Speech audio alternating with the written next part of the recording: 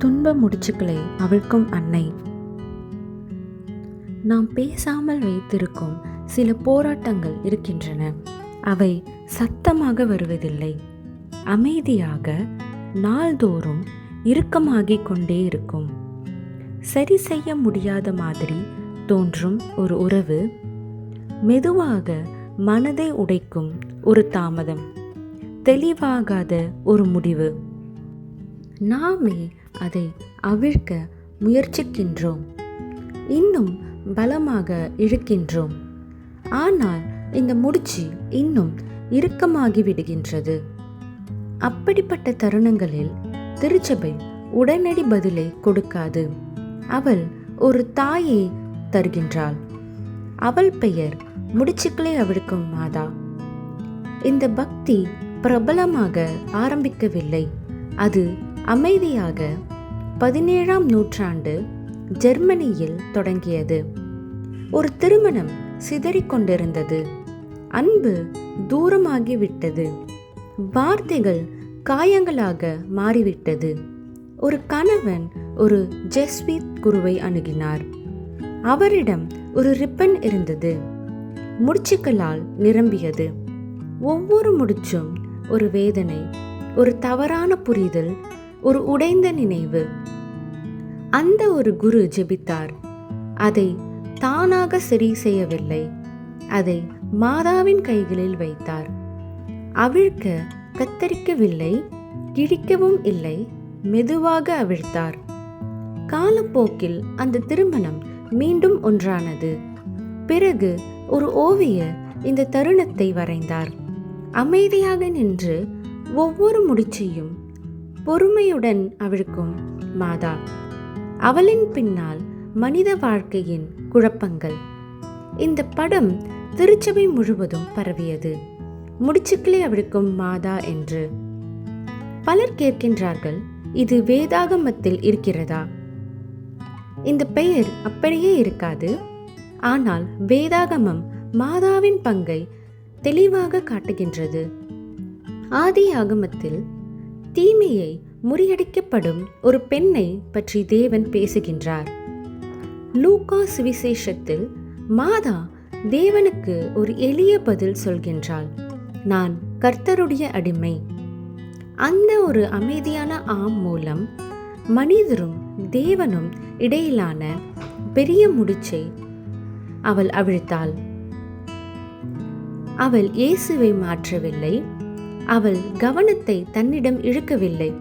எப்பொழுதும் நம்மை அவள் மகனிடமே கொண்டு செல்கின்றாள். அவள் அவிழ்க்கும் ஒவ்வொரு முடிச்சும் அவருடைய கிருபையினால்தான். இந்த பக்தியின் வல்லமை ஆர்ப்பாட்டம் அல்ல, அது தாய்மையாய் இருக்கும். மாதா அவசரப்பட மாட்டாள், நம்முடைய போராட்டங்களை குறை சொல்ல மாட்டாள். அவள் மெதுவாக, பொறுமையாக, அன்பாக செய்கின்றாள். பலர் உடனடி அதிசயங்களை அல்ல, ஆழமான ஒன்றை அனுபவித்திருக்கின்றார்கள். பதில் கிடைக்கும் முன் அமைதி, மாற்றத்துக்கு முன் தெளிவு, சுகமாகும் முன் நம்பிக்கை. அதிகமாக தேவன் முதலில் அவிழ்ப்பது நம் இதயத்திலுள்ள முடிச்சுத்தான். இந்த பக்தி உலகம் முழுவதும் அமைதியாக பரவியது, விளம்பரத்தால் அல்ல, ஜெபத்தால். ஜெர்மனியில் ஒரு இளைஞர், ஒரு குரு இந்த படத்தை கண்டார். அதை தனது நாடான அர்ஜென்டினாவுக்கு கொண்டு சென்றார். அந்த குரு தான் போப் பிரான்சிஸ். குடும்பங்கள் ஜெபித்தன, திருமணங்கள் மீண்டும் ஒன்றானது, வாழ்க்கைகள் திசை பெற்றன. திருச்சபை இதை பெரிய சத்தமாக அறிவிக்கவில்லை, ஆனால் கிருபை செயல்படுகின்றது என்று ஏற்றுக்கொண்டது. இப்பொழுது இந்த பக்தி இந்தியாவிலும் தனது இடத்தை கண்டுள்ளது. இந்தியாவில் மாதாவுக்கு உள்ள அன்பு ஆழமானது. ஒரு தாய், ஆறுதல் தருபவர், நடுநிலை பேசுபவர். இன்று இந்தியாவில் சில அங்கீகரிக்கப்பட்ட இடங்களில் மக்கள் குறிப்பாக முடிச்சுக்களை அவிழ்க்கும் மாதாவை ஜெபிக்க கூடுகின்றார்கள். சென்னை அருகே சிறுசேரி தாழம்பூரில் மேரி அன்டயர் ஆஃப் நார்த் சர்ச் உள்ளது. ஆசியாவின் முதல் திருத்தலம் என்று அறியப்படுகின்றது. இங்கு பலர் தங்களுடைய வாழ்க்கை முடிச்சுக்களுடன் வருகின்றார்கள்.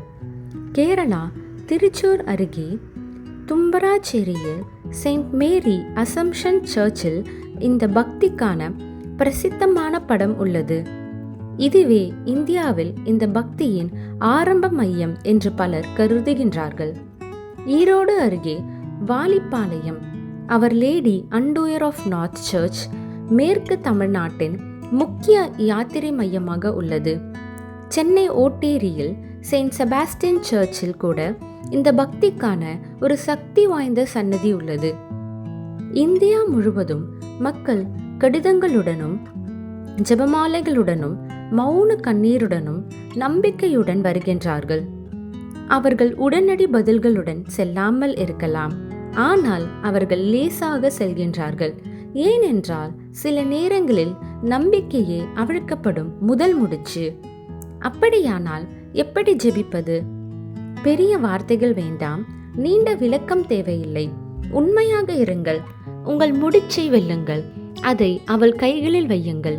தேவனின் நேரத்தை நம்புங்கள். ஜெபம். அன்னை மேரி, நான் அவிழ்க்க முடியாத முடிச்சுக்களை உம்மிடம் கொண்டு வருகின்றேன்.